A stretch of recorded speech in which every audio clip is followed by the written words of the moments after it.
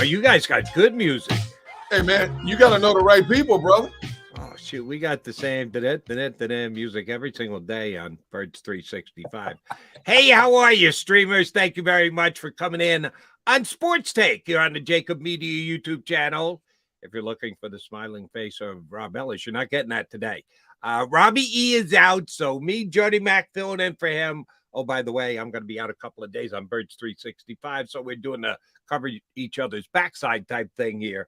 I'm looking forward to spending the next 3 hours talking to my good buddy, Derek Gunn, who I've never done a show with. I've had him on as a guest many a time. I did guest spots when he was a TV guy over at Comcast Sportsnet, but we never hosted a show together.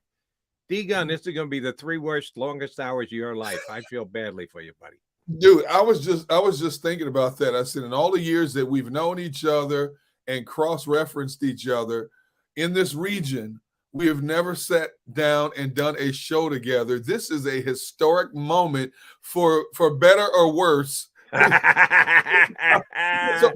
Go down.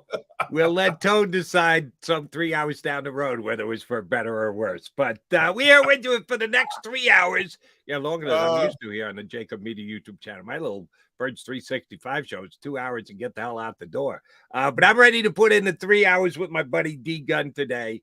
And as I've noted when I've watched the show, and D-Gun just hammered it home, the contribution of the streamers is taken much more seriously here on this show than it is on our morning football show. We just didn't start with it at the beginning of the show. Johnny and I had so much crap to say that we never got involved with the streamers. And then a couple times we mentioned it, people get all, how come you don't mention me? Why are you mentioning? I said, I'm not going to do streaming all day. I'm sorry. I'm not going to do that. But when in Rome, do like the Romans do. So, yes, we will make reference to those of you who comment on the screen, on the stream, as we get through the show over the course of the day.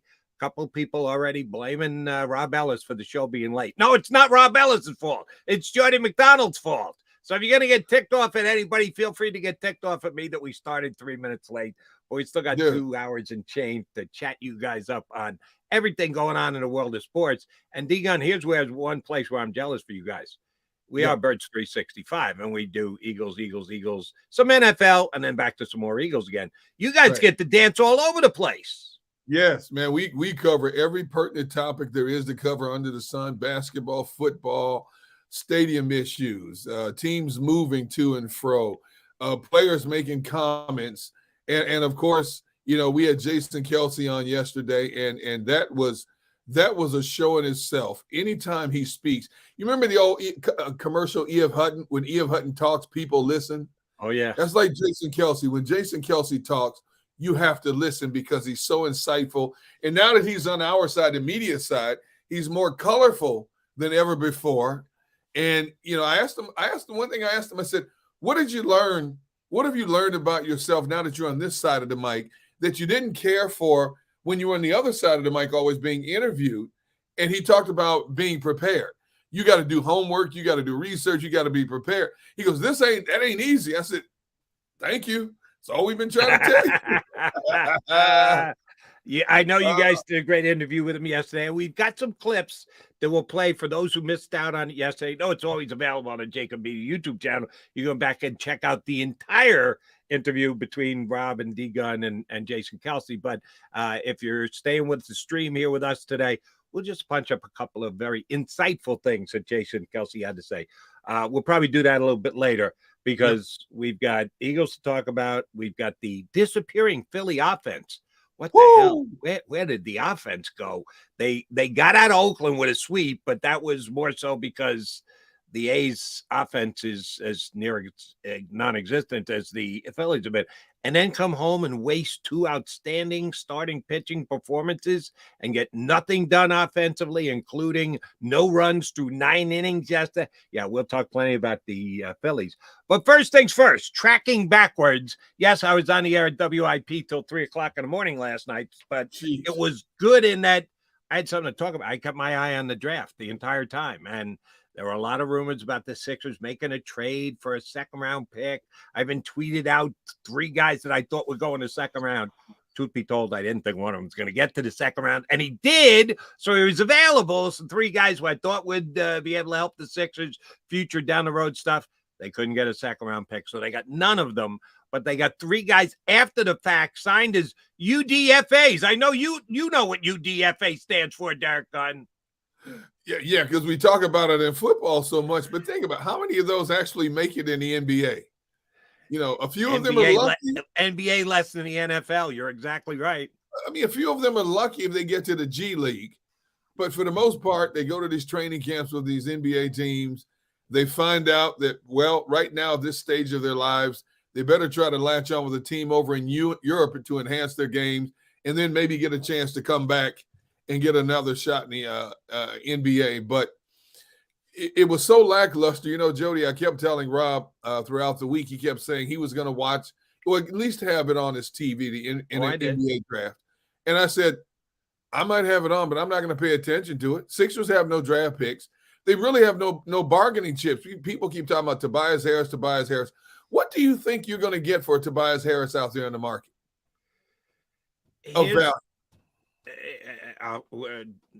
Yeah, you and I are on the exact same page with Tobias. But first, let me address your point about the draft, the reason why I paid attention to it. And this did not go on last night, which is different than it has been in the NBA the last several years. You and I have been watching the NBA for decades. There was no such thing as buying an NBA second-round draft pick. You had the pick, you made the pick, or you traded the pick. That's all there was to it.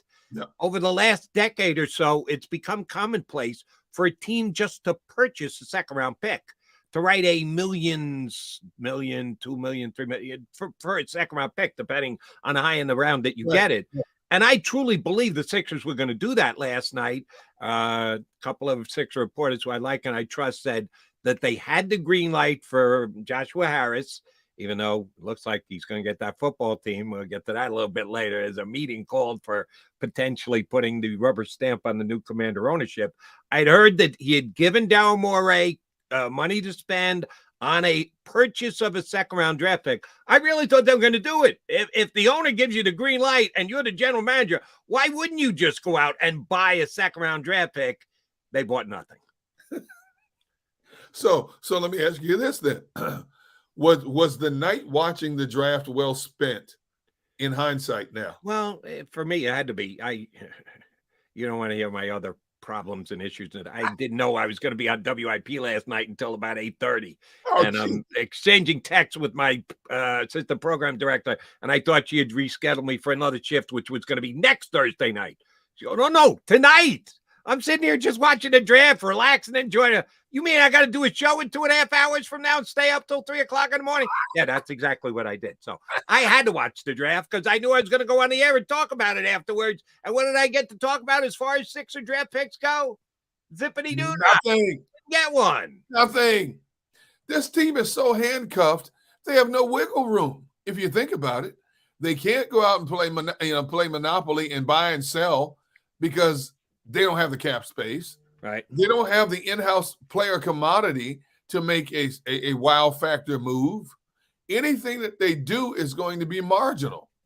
So I'm sitting here thinking, as exciting as it is to see these young kids, fulfill a lifetime dream of getting their names called, so on and so forth, it has no relevance to me because the 76ers are not players in the draft. So why am I going to sit here and just stay glued to an NBA draft that does not have any value for what we need it for?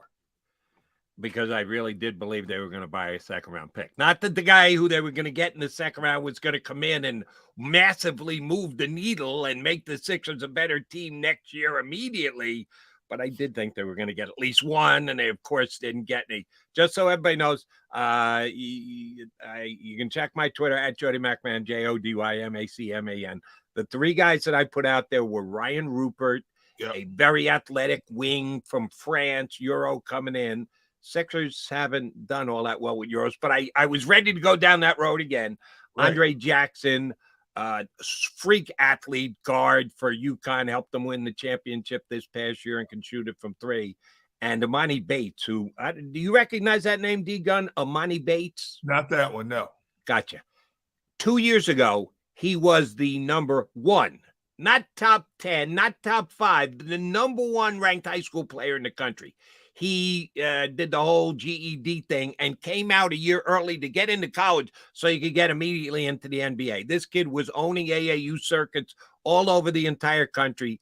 Looked like Kevin Durant, 6'10", skinny as all get out, but could just flat out fill it up, whatever. He went to Memphis for a year, didn't fit in there, should have never gone there to begin with. Transferred out, went back to his home state of Michigan, but decided, I don't want to go to Michigan or Michigan State. Let me go to Eastern Michigan, where he averaged 20 points a game, but his shooting percentage wasn't where it was supposed to be. So he ended up going mid-second round, but the potential upside is still great there. How do you go from being the best high school player in the country till not getting picked until middle of the second round? That's what happened with Bates. So those were the 3 guys I threw out, and the Sixers got none of them. And all 3 of them were picked in the second round, just like I suggested they would be. Yeah, I had some faith that we're going to give us something to sink our teeth into. Are you excited by any of the UDFAs they signed, the undrafted free agents that they were able to come to terms with last night? No, because none of them are going to make the roster. I don't even know if any of them will make the G League squad, to be honest. They may get one out of there. Well, I'm sitting there going, okay. And I'm watching the Twitter feed and people are getting frustrated and more frustrated because they're thinking, I don't know why people were thinking the Sixers were going to be able to make a definitive move of any kind last night. I really don't. Because they have nothing basically to play with. The only commodities they really have of major interest are Tyrese Maxey and Joel Embiid. They're not getting rid of either one of them. So outside of that, who are you getting rid of? Is anybody trading you for Niang? Is anybody trading you for Tobias? PJ Tucker? I mean, even though PJ got a 3-year deal here, really? What do you, Jody, I hate to tell you this. You've been around this market a long time, my man, and I've been here since 1997. You might as well strap yourself in and get ready for what's to come in 23-24 because this Sixers team is going to be like this. They're going to have minor ebbs and flows, but they're going to be like this. They might win 48 games. They may even find a way to get to 50. But if you think they're going to be a serious contender next year based on this roster we're looking at right now, you live in a pipe dream, my brother. Pipe dream. You don't have to sweat it. You and I are seeing it very similarly. I'm actually okay. Well, let's say this first. Keith Pompey from the Inquiry is going to jump on with us in less than 15 minutes from now. Looking forward to talking to Keith. Does an outstanding job covering the team for the Inquirer, has for years. He was one of those who was actually buying into the Tobias Harris could have been traded last night, that there were 3 NBA teams that had shown interest in Tobias Harris. And I'll address this with Keith when he comes on. I don't know if he actually believed it or if he was sold a bill of goods. It just didn't make any sense to me because they have to find out what's going to happen with Harden first. Because what happens with Harden will dictate what you should be doing with Tobias Harris. Because here has been my game plan all along.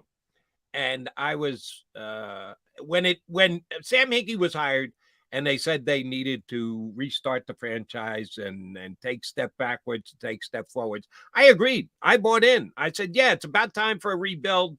They need to do just that. Little did I know it was going to be the greatest destruction of a franchise that ever came down, and that you had to endure not 1, not 2, but 3 full years of complete and utter disgusting basketball with no end in sight. Well, when are we going to actually put the car in drive? Sam Hinkie can't be found. He's like the Wizard of Oz, hiding behind the curtains. So, yeah, I got off the process bandwagon. I might have been on it to the start, but I completely disinherited it and couldn't stand it. But knowing that that's my overall stance, I'd be okay with a flat season next year.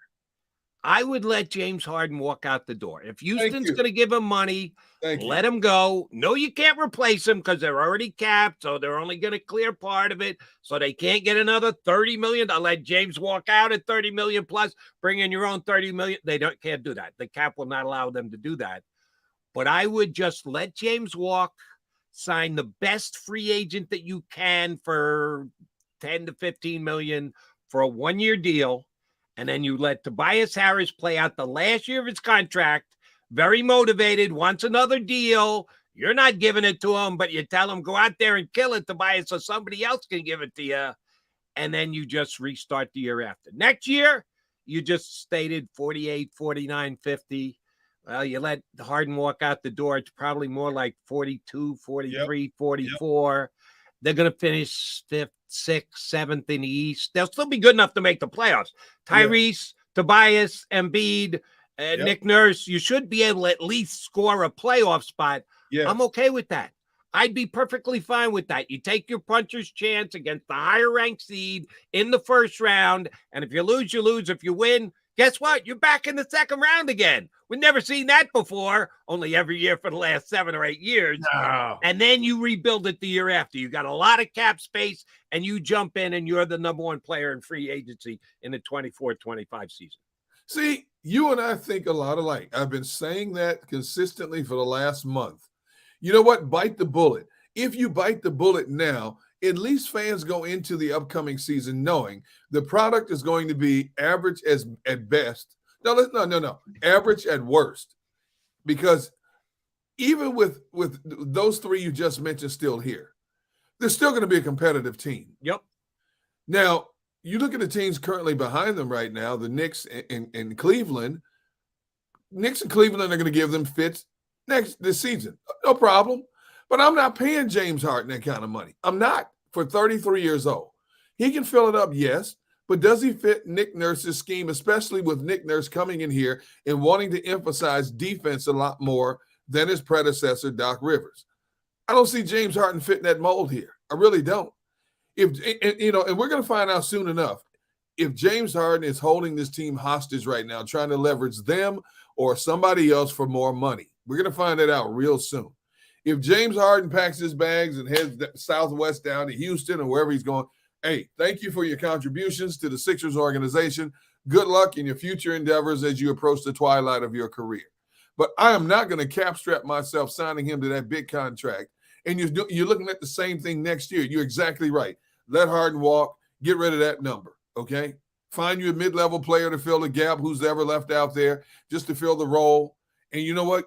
Navigate your way through this season, and you come out on the other side next summer with a whole lot of cap space and the ability to do a whole lot more things in the summer of 2024 and the draft next year as well. I couldn't agree with you more.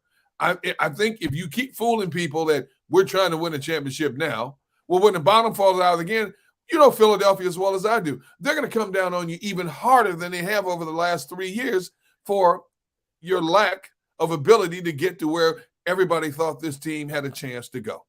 And if you don't think playoffs decided, Joel Embiid wins the MVP award. People are talking trash. He's better than Jokic. Don't give me this. Jokic is better. We got the man. He's the best player in the NBA. And then he spit the bid against the Celtics in the playoffs. And guess what? There's a whole bunch of people now questioning Joel Embiid. Can we win with Joel Embiid? We might have to think about trading Joel Embiid. No, don't overreact, folks. Nope. And they always do when it comes to postseason play. Joel Embiid is here. Joel Embiid is here to stay. Joel Embiid came up small in the postseason.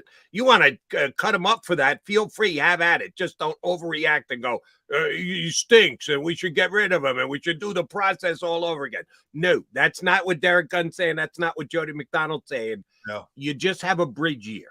You don't worry about improving the team. If you somehow get hot at the playoffs, you don't have to go all that far back in your memory to memorize it. The Phillies did it just 6 months ago. They got hot at the right time, and they got on a nice little run. Maybe that could even happen. Maybe Maxey takes the massive step up and becomes a star player in the league. But if he doesn't, then you win your 40-some-odd games, and you get picked off in the first round, It's not going backwards. It's not destroying the team like Hinkie did. You're just taking a minor step back to take what you hope is a major step up in free agency the year after. I think if Joel Embiid wants to leave here after this coming season, that's the only way Joel Embiid gets out of here. And if that is the case, if you don't have that cap number of Harden facing you, and if Joel wants to leave, then you still have him at an age where you could get prime value for him next season. If that is the case, then you move in a different direction. I relate this to, look at what Utah did to their team. They were a consistent playoff team. They went as far as they could go, which is basically first, second round exit. Then they got the entire team to start over. Maybe that's what the Sixers are going to have to do after this upcoming season. Now, Joel Embiid, to me, is the best individual big man talent in the NBA. But Jokic makes everybody around him better. Joel does not do that. Jokic makes everybody around him that much better. And Embiid, as we saw in that last game against Boston, basically did a David Copperfield act and disappeared. Okay? And, oh, by the way, love the 40-point performances, but you can't balance them with some of those bottom outs that you had, James Harden. You got to be a lot more consistent if you want to be a close to max money paid player. If that happens here in Philadelphia, it's going to be for one reason only, because he and Daryl Morey have a bro fest going, a love fest, which I don't think is going to be the Sixers' best chance at advancing. All right, coming up in just a couple of minutes, we're hoping to hear from Keith Pompey of the Inquirer. Not only do we want to talk to him about the Sixers, the Tobias Harris could be traded, rumors. Didn't think so, didn't happen. I guess it can still happen, but I'm doubting it. Now that you got through the draft, you absolutely have to wait till the Harden thing gets decided before you do anything with Tobias. We'll talk to Keith about that, see if he liked any of the UDFAs that they signed last night. Can they actually make the team? And, oh, by the way, D-Gun,